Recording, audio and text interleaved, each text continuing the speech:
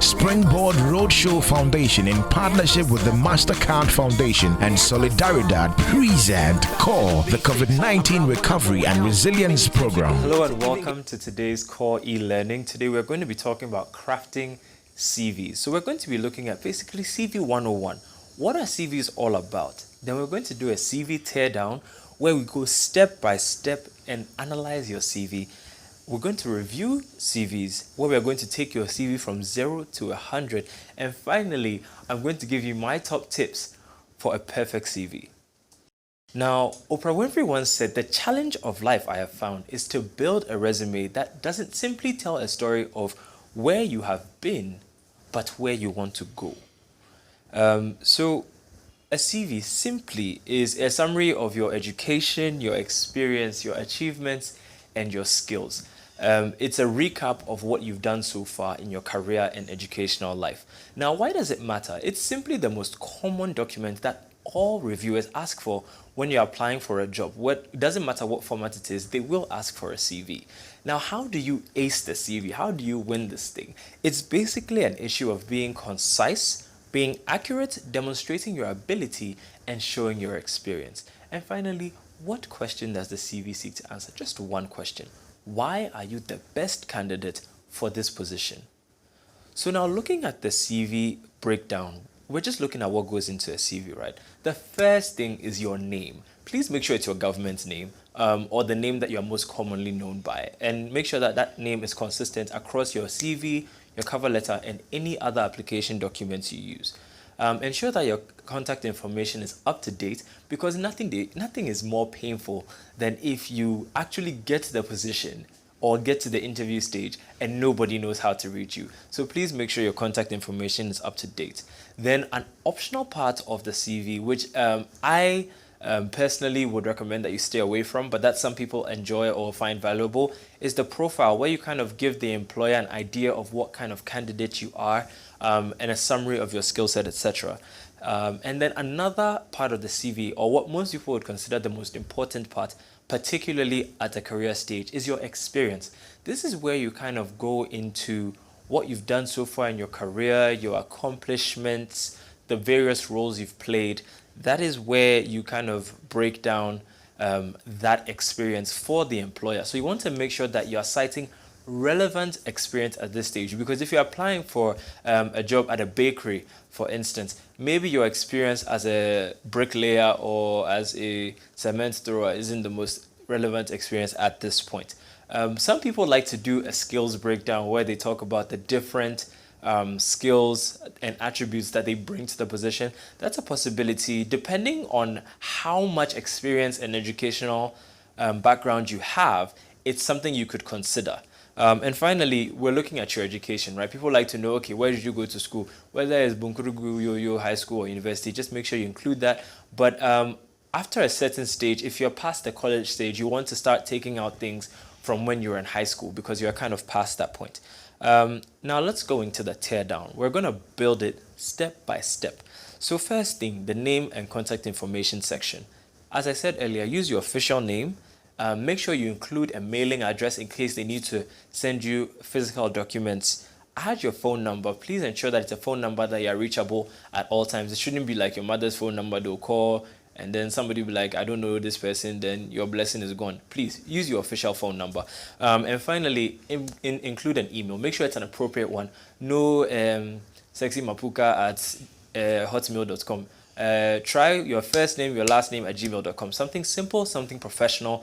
And also try and use a more current email provider. It's something very small that people tend to be weirdly obsessive about. So Gmail is always a safe bet in this situation, I like to say. So let's move on to the professional experience section. Like I was saying earlier, be selective with your inclusions. Make sure that whatever experience you're putting there is experience that aligns with the job that you are trying to get. Focus on your skills and achievements, because if you tell me you are responsible for laying your bed every morning, we all know we don't lay our bed every morning, at least I don't. So what you're responsible for isn't necessarily what you've accomplished or what you've been able to do in a role. So tell us what you did. not what you are responsible for. Now, provide detail where needed. If your job is something that maybe people wouldn't necessarily know off the top, for instance, if you worked at Antimuni, maybe for us Ghanaians it's really popular, but if you're going for a role abroad, you might need to include that it's a wache joint so that they understand kind of what role or what organization you worked in. And finally, quantify your accomplishments. Use numbers, because if I see that you improved maybe revenue of your department by 20%, it's much more impressive than telling me that played a role in improving department revenue. Two very different things. Now, on the educational side of things, you want to make sure that you are telling the truth. The resume is a document that a lot of the time is verifiable. We can call your school, we can call your old boss. So please make sure that, particularly in this education section where it's very easy to ask you to include a transcript of your results, you are not lying. Include any certifications you've been able to acquire since you left school or whenever you acquired them. The relevance of those is basically showing that aside your official or formal education, you have gone ahead to keep upgrading your skills, to continue learning. It shows that you are someone that takes initiative. It shows that you are someone that cares about continuous learning and growth beyond just the formal educational system. As I said earlier, leave out your high school. Most likely you are beyond the stage where your high school experience, is relevant. So you can leave that out and just trust that your college or your post-secondary education is relevant enough to take you where you want to go. Another thing to note with education is, even if you don't feel like you are fully qualified for the role, right? Sometimes you see a job that's like, oh, it requires a master's degree, but you know you've done the work before. You know you can do the role. You can be effective within the role. Still apply, because at the end of the day, it is your competence that they are looking for. Businesses are looking for somebody to solve a problem. They're not looking for a certificate necessarily. So if you can prove your competence within that short time that you will take to send your CV in and show your competence, you are fine. Send that application in. Now, the last thing I would say is just be strategic with your experience. With your education, not every certification, for instance, will be relevant.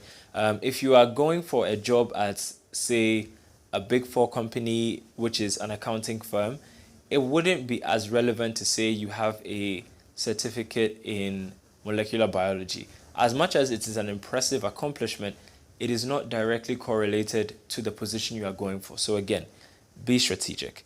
And the next step we're going to do is a CV review, right? We're going to look at what it takes to move your CV from 0 to 100. And I'd like to just pause for a second. 7.4 seconds. That is how much time the reviewer takes to glance through the average CV to see whether or not it's even worth going through in detail. So you have less than 8 seconds to make a strong first impression and be memorable to a reviewer. Make it count. So when you are reviewing your CV, these are some of the things to just think about and to look out for. Number one, spell check. 40% of reviewers will simply throw out your CV if they see spelling mistakes and basic errors. So please just take your time. I know sometimes it's frustrating. You've done all the work. You've finally written the CV thing they say you should write, and now they want you to review it. There is a reason to do it. It is so key. Please take your time, go over word by word, line by line, and also ask somebody else to review it for you. It's something that really helps, because sometimes when we review our own work, we miss things because we think we've said them. So have somebody else proofread as well. Buzzwords. You know, everybody, I was responsible for this. I'm a highly motivated. We know. Think about it. These reviewers see applications every single day. If you're using the same 10 words that everybody else uses on their CVs, trust me, the reviewer will get tired of you very quickly. And number 3, take out the deadwood. Things like a CV profile or your references or career objectives, please throw them away. Nobody really cares. At the end of the day, people want to know how you can solve their problem. That is the really important stuff. So you can take out those things to make room, because you're not just throwing away those things for throwing them away sake. You're throwing them away to make room for the more important things in your resume, like your accomplishments, like your skills, like your experience. Those are the things that really move the needle and get you that dream job. Enumerate. I've said it twice now. Make sure you add numbers, because numbers are what will really stand out to the reviewer and really wow them. Consistency. If in your first paragraph you're using Times New Roman, please don't use Arial in the next paragraph. Make sure that you are consistent in your text, your font, in your formatting, in every part of your resume. Make sure you're being consistent. And finally, the way you save your resume. Please don't save your resume or your CV as CV, because at the end of the day, while maybe on your computer there's only one CV, in the reviewer's computer there might be 1 million. So make sure you save it as first initial. So for me, for instance, it would be J, then my last name, so J Ocran, then underscore CV. So first initial, last name, underscore CV. That's how you save your CV. Now, finally, just to round us off and to get us closed, we're going to talk about my top tips for a killer CV. I'm only going to give you 4, but they're going to really change the game for you in terms of your CV. Number 1, use the job description. And I can't say this one enough. The job description is almost like you're going to an exam and somebody has just given you the marking scheme. They said, take the marking scheme, sit down, take your notes, sit down, write the exam.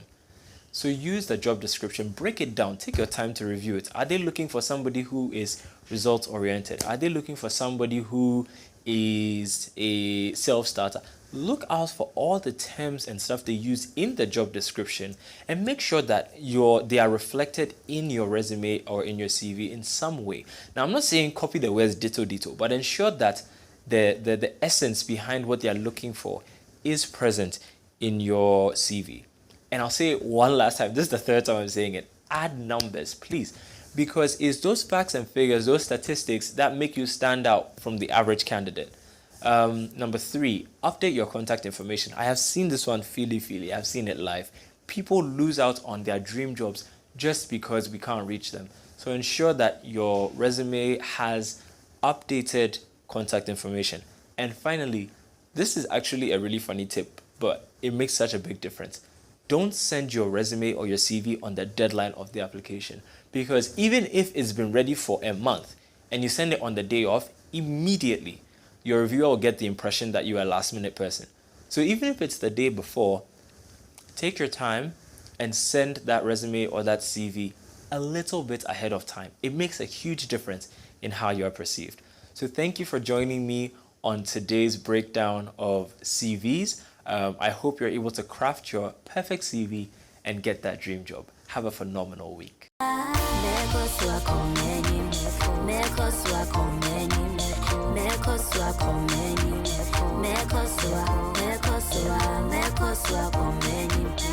A presentation of CoRe, the COVID-19 Recovery and Resilience Program. Back to the basics.